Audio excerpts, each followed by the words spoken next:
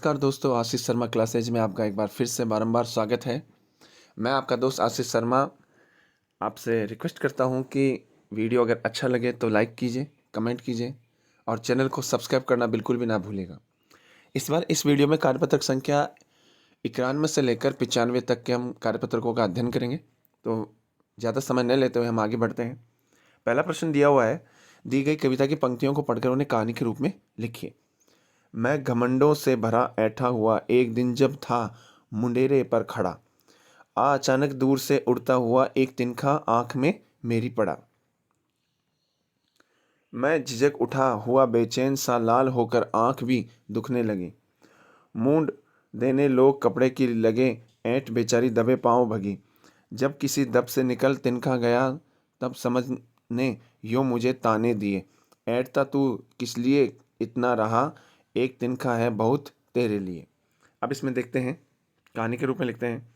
एक दिन मैं घमंड से भरा हुआ अपनी छत में मुंडेर पर खड़ा हुआ था। तभी अचानक हवा के साथ उड़ता हुआ एक तिनका मेरी आंख में आकर गिर गया, जिससे मैं यकायक परेशान हो गया। आंख लाल हो गई। जिन लोगों को मैं घमंड में आकर ऐंठ दिखा रहा था, वो ही लोग आकर मेरी आंख में आंख की सिकाई करने लगे। उनके व्यवहार को देखकर मेरा जो घमंड है वो चूर चूर हो गया। तिनका निकलने के बाद मेरी समझ में आया कि हम किस बात का घमंड करें। एक छोटे तिनखे ने ही मेरा घमंड दूर कर दिया और ऐंठ भी दूर हो गई। इस प्रकार दूसरा प्रश्न है, क्या कभी तुम्हारी आंख में कुछ गिरा है?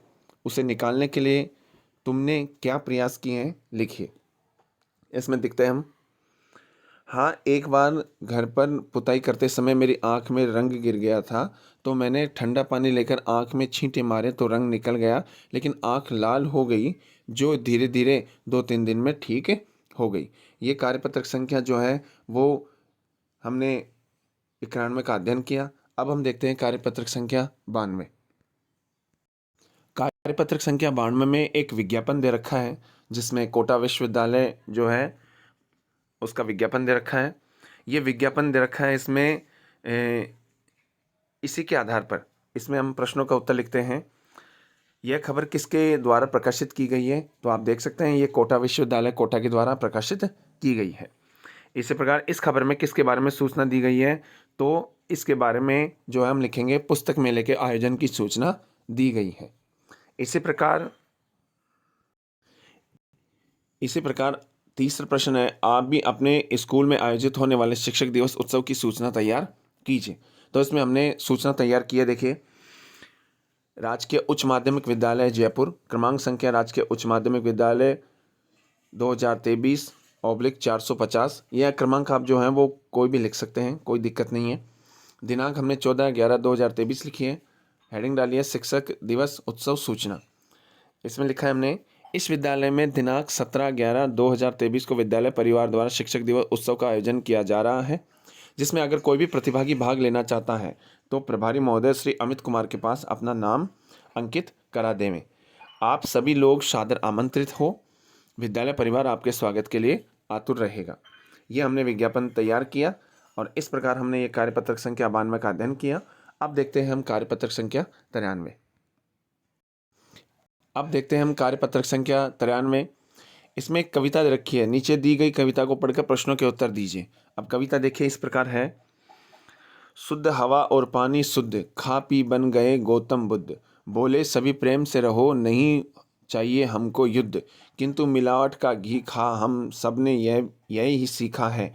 बात बात पर होना क्रुद्ध, बात बात पर करना युद्ध। शुद्ध हवा दो पानी शुद्ध, हम भी बन जाए गौतम बुद्ध। अब इसमें कविता के अनुसार मिलावट का घी खाकर हमने क्या सीखा है? तो इसमें आंसर लिखेंगे, मिलावट का घी खाकर हमने छोटी छोटी बातों पर गुस्सा होना तथा बात बात में झगड़ा करना सीखा है। इसी प्रकार दूसरा प्रश्न है, आपके अनुसार इस कविता का शीर्षक क्या हो सकता है? तो इसमें शीर्षक हो जाएगा शुद्धता का महत्व। क्या हो जाएगा? शुद्धता का महत्व। इस प्रकार तीसरा प्रश्न है, कविता के अनुसार गौतम बुद्ध ने हमें क्या संदेश दिया है? तो कविता में गौतम बुद्ध ने हमें संदेश दिया है, गौतम बुद्ध ने हम सभी को प्रेम से बोलने व प्रेम से रहने तथा कभी किसी के साथ झगड़ा नहीं करने का संदेश दिया है। इसी प्रकार चौथा प्रश्न है, क्या आपके आसपास भी ऐसे कोई व्यक्ति हैं जो बात बात पर क्रुद्ध होते हैं, आप उन्हें कैसे समझाएंगे? तो इसका हम चौथे का आंसर देखते हैं। हाँ, हम उन्हें बताते हैं कि गुस्सा करने से मन अशांत हो जाते हैं, गुस्सा करना शरीर के लिए हानिकारक है। इसी प्रकार पांचवा प्रश्न है, हवा को शुद्ध रखने के लिए हमें क्या क्या करना चाहिए? अपने विचार लिखिए। अब इसमें अपने विचार आप अपने हिसाब से लिख सकते हैं। हमने अपने विचार लिखे हैं, प्रदूषण नहीं करना चाहिए, कचरा कूड़ा यहाँ पे लिखना चाहिए था हमें, कूड़ा कचरा पात्र में डालना तथा सोच के लिए शौचालय का प्रयोग करना चाहिए। इस प्रकार कार्यपत्रक संख्या हमने 93 अर्थात 93 का अध्ययन किया। अब देखते हैं कार्यपत्रक संख्या 94। कार्यपत्रक संख्या 94 में इसमें नीचे कुछ शब्द लिखे हैं जिन्हें अपने कॉलम में उचित स्थान पर दर्शाना है या लिखना है। अब इसमें बारिश है, वर्षा है, दृष्टि है, अनुज है, घृत है, दुग्ध है, वृक्ष है, बरस है, वर्ष है, पेड़ है, छोटा, कार्य, अलग, दूध, घी, काज, नज़र, हाथ। अब देखते हैं नीचे इसमें देखिए तत्सम और तद्भव। आपको मैं बता दूं, तत्सम वो होते हैं जो संस्कृत में प्रयुक्त किए जाते हैं शब्द, और तद्भव वो शब्द होते हैं जो हिंदी में प्रयुक्त किए जाते हैं। अब जो ये एक ब्रैकेट बनाया हुआ है, तो उनमें एक बादल की तरह उसमें जो शब्द रखे हैं उनमें से हमें इसमें छांट करके जो है वो तत्सम और तद्भव को लिखना है। तो तत्सम शब्दों में देखते हैं। सबसे पहले हमने लिखा वर्षा, दृष्टि, दुग्ध, अनुज, घृत, वृक्ष, वर्ष और कार्य। ये तत्सम शब्द हैं। इनके अलावा जो बाकी बच गए वो तद्भव हैं। देखें, बारिश, नज़र, दूध, छोटा, घी, पेड़, बरस, काज, अलग और हाथ।